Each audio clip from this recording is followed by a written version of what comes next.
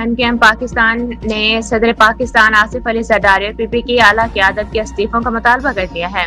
Sindh assembly इजलास में opposition leader Ali Khurshidi ने हुक्मरान जमात पीपल्स पार्टी पर तनकीद के निश्तर जला दिए। कहा कि बिजली है न गैस और न ही पानी, सिंध वालों का हक मारा जा रहा है।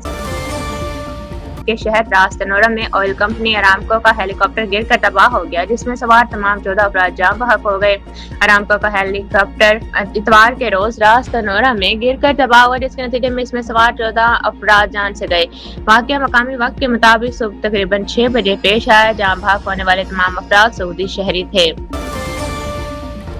अमेरिकी न्यूज वेबसाइट एक्सियोस ने कहा है कि अमेरिका और ईरान ने एक दूसरे पर हमले रोकने पर इत्तफाक कर लिया है। एक सीनियर अमेरिकी अहदेदार के मुताबिक अमेरिका और ईरान ने एक दूसरे पर हमले रोकने पर इत्तफाक कर लिया, जबकि दोनों ममालिक ने अपने हुर्मत से मुतालिक तनाज़े के हल के लिए मंगल के रोज कतर के दारुल हुकूमत दोहा में मुलाकात करने का मंसूबा बनाया है। खैबर पख्तूनख्वा, बलूचिस्तान और कराची रेंजर्स कैंप पर हालिया दहशतगर्दी के वाकयात के बाद सिक्योरिटी फोर्सेज ने कार्रवाई करते हुए 29 दहशतगर्द को हलाक कर दिया। खैबर पख्तूनख्वा, बलूचिस्तान और कराची रेंजर्स कैंप पर हालिया दहशतगर्दी के वाकयात के बाद सिक्योरिटी फोर्सेज ने पाक अफगान सरहद पर बड़े पैमाने पर इंटेलिजेंस बेस्ड और फिजाई कार्रवाइयां की हैं। वज़ीर दिफा ख्वाजा आसिफ ने कहा है कि पीपल्स पार्टी और नून लीग के इत्तेहाद में हमारे पास ज़्यादा ऑप्शंस नहीं बल्कि महदूद ऑप्शंस ही हैं। हमारा और पीपल्स पार्टी का इत्तेहाद मजबूरी का इत्तेहाद है, हम दोनों इक़्तिदार में रहना चाहते हैं। ख्वाजा आसिफ ने कहा कि किसी की कुर्बानी को कैटेगराइज करूँ तो ये दुरुस्त नहीं। जिसने अपना घर छोड़ा, कुर्बानियाँ दी, इसकी अहमियत मुझसे ज़्यादा है। भारत से हिजरत करके आने वाले अपने ख़ानदान कुर्बान करके पंजाब में आबाद हुए। मुल्क भर में यौम आशूर मजहबी अकीदत व एहतराम से मनाया जा रहा है। शहर शहर ताज़गी आलम के जुलूस निकाले जा रहे हैं। नवाज़ रसूल इमाम हुसैन अलैहिस्सलाम उनके रफ़क़ाए कार की इस्लाम की सरबुलंदी के लिए मैदान करबला में दी जाने वाली लाजवाल कुर्बानियों को खिराज अकीदत पेश करने के लिए मुल्क भर में आज यौम आशूर मजहबी अकीदत व एहतराम के साथ मनाया जा रहा है। हुकूमत ने पेट्रोलियम मसनूआत की मौजूदा कीमतें बरकरार रखने का फैसला किया है। इस हवाले से नोटिफिकेशन भी जारी कर दिया गया। आलमी मंडी में खाम तेल की कीमतों में कमी का फायदा आवाम को मुंतकिल न हो सका। पेट्रोलियम डिवीजन ने मौजूदा सतह पर कीमतें बरकरार रखने से मुताल्लिक़ एलामिया जारी कर दिया। वज़ीर-ए-आज़म शहबाज शरीफ मुख्तसर दौरे पे कराची पहुंच गए। कराची पहुंचने पर वज़ीर मुमलिकत खैल दास कोहिस्तानी, IG सिंध और चीफ सेक्रेटरी ने वज़ीर-ए-आज़म शहबाज शरीफ का फैसल एयरबेस पे इस्तकबाल किया। PNS कासिम पहुंचने पे गवर्नर सिंध हाल हाशमी, वज़ीर आला हुसैन सैयद मुराद अली शाह ने वज़ीर-ए-आज़म का इस्तकबाल किया। सियालकोट में साबिक इजाज़ी सफ़ीर German happiest made GmbH Germany के chief executive officer Rana Kashif Siddiqui की याद में जर्मनी एंड इंग्लैंड के एक आला सतही साथ अपनी वफद ने अल्लामा इकबाल मंजर government technical college, government high school Lidhar और हेड मेराला बैराज का विजिट किया। रिपोर्ट के मुताबिक आला सतही वफद ने KBM group UK, SHSL personal leasing GmbH और TSL होल्डिंग GmbH जर्मनी के सीनियर अहदेदारान शामिल थे। वक्त का सरपरस्ती आला इत्तेहाद प्रेस क्लब चौधरी तारिक महमूद गुमन, सदर मोहम्मद शहबाज बाजवा, फरूक हफीज भट्ट के बेटे अली फरूक भट्ट और मरूफ बिजनेसमैन आसिफ बाजवा ने शानदार इस्तकबाल किया। विजिट के दौरान पंजाब में फनी पेशा वराना तालीम, हुनरमंदी, अफरादी कुव्वत की तैयारी और बैनुल अक़वामी मेयार के मुताबिक रोजगार के मौके बढ़ाने से मुताल्लिक़ मुख्तलिफ अमूर पर तफसीली तबादला ख्याल किया गया और आलमी तबीयती इदारों तक मुंतकिल करने के लिए हर मुमकिन ताउन फराहम किया जाएगा ताकि नौजवानों को बैनुल-अक़वामी मार्केट की ज़रूरियात के मुताबिक तरबियत देकर बैरून मुल्क रोजगार के बेहतर मौक़े से इस्तेफ़ादा करने के काबिल बनाया जा सके।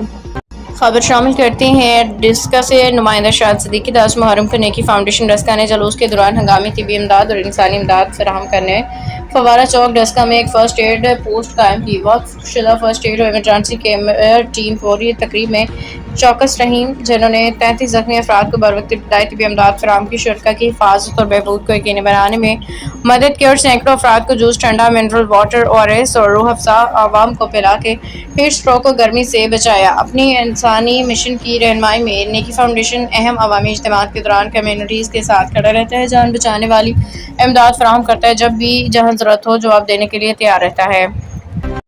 खबर शामिल करते हैं डस्का। नुमाइंदा शाहिद सिद्दीकी डस्का के मौजा पेंडोरिया के रहायशियों ने इल्ज़ाम आयद किया कि नामालूम अफराद ने सरकारी नाला पर गैर कानूनी तजावुज़ात कायम करके इसका बहाव मुकम्मल तौर पर बंद कर दिया, जिसके बायस तकरीबन 1000 एकड़ ज़रई अराज़ी और फसलें शदीद मुतासिर हो रही हैं। अहले इलाका के मुताबिक नाला बंद होने से बारिश और गटर का पानी जमा रहता है, जिससे ताफुन, गंदगी, बदबू फैल रही है, जबकि मुख्तलिफ बीमारियों के खदशात भी बढ़ गए हैं। मुतासिरीन ने بتایا کہ اس مسئلے کے حل کے لیے اسسٹنٹ کمشنر ڈسکا کو باقاعدہ تحریری درخواست دیے ہوئے 15 روز گزر چکے ہیں، تاہم کسی قسم کی عملی کارروائی نہیں کی گئی، جبکہ اہل علاقہ میں تشویش پائی جاتی ہے۔ شہریوں نے deputy commissioner Sialkot, assistant commissioner Daska, T M اے حکام سے مطالبہ کیا ہے کہ سرکاری نالہ فوری طور پر واگزار کروا کے صفائی کروائی جائے اور سیلابی صورتحال، زرعی نقصان اور عوامی مشکلات سے بچا جا سکے۔ اہل علاقہ نے متعلقہ حکام سے فوری نوٹس لینے اور ذمہ دار افراد کے خلاف قانون کے مطابق کارروائی کا مطالبہ کیا ہے۔ بسم اللہ الرحمن الرحیم، السلام علیکم۔ پروگرام سچ کیا ہے اور میں ہوں ابرار حسین۔ ناظرین، آج ہم بات کریں گے پاکستان میں بڑھتی ہوئی مہنگائی کے حوالہ سے۔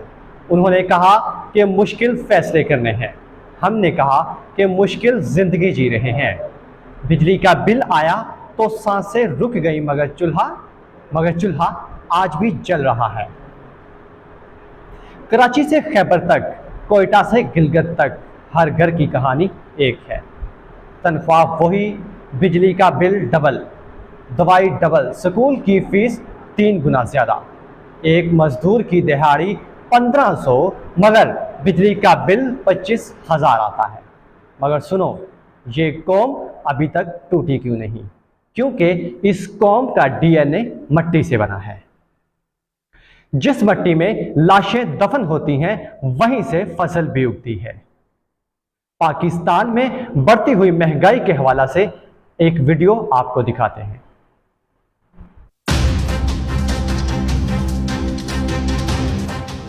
کہنا چاہتا ہوں کہ مہنگائی اس قدر زیادہ ہو گئی ہے کہ 2 وقت کی روٹی کمانا مشکل ہو گئی ہے۔ اگر پٹرول سستا ضرور ہوا ہے، لیکن باقی وہ اشیاء ہیں وہ شدید مہنگی ہو گئی ہیں اور ان کو آگ لگی۔ دیکھیے، جو بندہ 20 سے 15,000 جس کی سیلری ہے وہ کماتا ہے، وہ اپنے بچوں کے لیے کیا لے کے جائے گا گھر؟ وہ بجلی کا بل کیا دے گا، وہ گیس کا بل کیا دے گا، وہ مکان کا کرایہ کیا دے گا؟ تو مہنگائی اس قدر شدید ہے کہ غریب آدمی کے لیے روٹی کھانا مشکل ہے۔ مہنگائی بہت بڑھ گئی ہے، پٹرول کی قیمت گری، لیکن اس میں ہمیں کوئی فائدہ نہیں، ہمارا تو کسی چیز کا کوئی ریٹ کم نہیں ہوا۔ لہذا حکومت کو چاہیے کہ کنٹرول کرے ان چیزوں کے ریٹوں پہ۔ ہمارے ملک کی صورتحال یہ ہے کہ یہ جو مافیا ہے نا، یہ ہمیں کہیں جینے نہیں دیتا۔ اگر پٹرول کم ہوا ہے تو کوئی ایشیا یا کوئی ایسی چیزوں کے چارجز کم نہیں ہوئے۔ اب اتنی مہنگائی ہو گئی ہے ملک میں، آپ مجھے بتائیں کہ سروائیول کیسے کریں؟ بچوں کو پڑھائیں، بل پے کریں، روزی روٹی کریں، کیا کریں؟ اب اسی وجہ سے ملک میں خودکشیوں کی شرح جو بڑھتی جا رہی ہے، مجبور ہو کر لوگ خودکشیاں کرنے لگے ہیں اس مہنگائی کی وجہ سے۔ خدارا یہ جو ہمارے حکمران ہیں، ان کو چاہیے کہ عوام پر رحم کریں اور بڑھتی ہوئی مہنگائی کو جو کنٹرول کریں، تاکہ کوئی غریب آدمی جو ہے نا وہ تھوڑا سکھا سانس لے سکے۔ جی ناظرین، آپ نے دیکھی یہ ویڈیو۔ آپ سب لوگ جانتے ہیں کہ مہنگائی کی وجہ سے ہماری غریب عوام جو ہے کس قدر ذلیل ہو رہی ہے، لیکن ہماری عوام کی آہو پکار کسی کو سنائی نہیں دیتی۔ اس مہنگائی نے ہماری غریب عوام سے روٹی کا نوالا تک چھین لیا، مگر ہم آج بھی تالی بجا کر کہہ رہے ہیں کہ سب ٹھیک ہے۔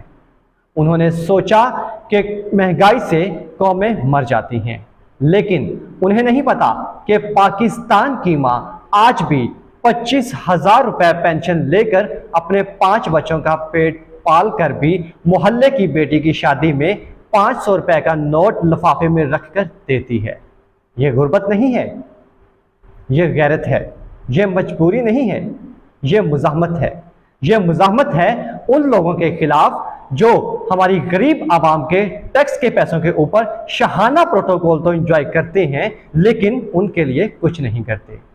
یہ مزاحمت ہے ان لوگوں کے خلاف جو ہماری غریب عوام کو کفایت شواری کا مشورہ تو دیتے ہیں، لیکن اپنے شاہانہ پروٹوکول میں کسی بھی قسم کی کمی کو برداشت نہیں کرتے۔ ہماری غریب عوام کی چیخو پکار، آہو پکار جو ہے وہ کسی کو سنائی نہیں دیتی۔ یہاں پہ میں صرف اتنا ہی کہوں گا کہ گندم امیر شہر کی ہوتی رہی خراب، बच्चा कोई गरीब का फाकों से मर गया। अगर हमारे मुल्क के हालात ऐसे ही रहे तो हमारे मुल्क के जो हालात हैं आने वाले दिनों में वो बद से बदतरीन होते चले जाएंगे। हमारी जो पहली हुकूमत थी उन हुकूमतों के दौर में भी जो है वो पाकिस्तान कर्जे और महंगाई के बोझ तले दबा हुआ था, लेकिन हमारी इस हुकूमत ने रही सही कसर भी पूरी कर दी। तो अपनी इसी आखिरी बात के साथ मैं प्रोग्राम का इख्तिताम करूंगा कि जब घर को मेरे आग लगी जो सामान बचा था जलने से, सो वो भी उनके हाथ लगा जो आग बुझाने आए थे। इसी के साथ अपने होस्ट इब्राहिम हसन को दीजिए इजाज़त। अपना बहुत ख्याल रखिएगा और उनका भी ख्याल रखिएगा जिनका ख्याल रखने वाला कोई नहीं। Thank you so much.